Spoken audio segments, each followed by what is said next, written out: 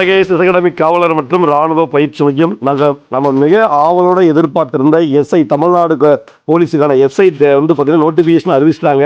இந்த ஒரு நாளுக்காக தான் பல நாட்கள் நம்ம வெயிட் பண்ணியிருந்தோம். கண்டிப்பாக வேகன்சி பார்த்தீங்கன்னா வரலாற்றிலே இதான் முதல் முறையாக எஸ்ஐக்கு வந்து ஒரு 1300 பேர், அதாவது சரியாக சொல்ல போனால் 1299 பேர் நம்ம வந்து எடுக்கிறாங்க. மிகப்பெரிய வாய்ப்பு. கண்டிப்பாக நம்ம அடுத்து தூக்குறோம். எஸ்ஐ வந்து பார்த்தீங்கன்னா 2 ஸ்டார் நம்ம தோள்பட்டில் வைக்கிறோம். வாய்ப்பை சரியாக பயன்படுத்திடாதீங்க.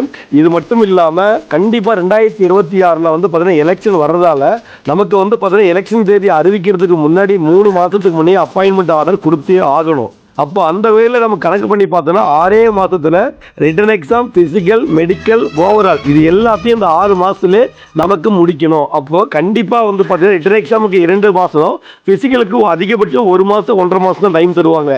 நீங்கள் அதனால் கண்டிப்பாக 1300 வேக்கன்சி, நிறைய கட் ஆஃப் வந்து குறையும்.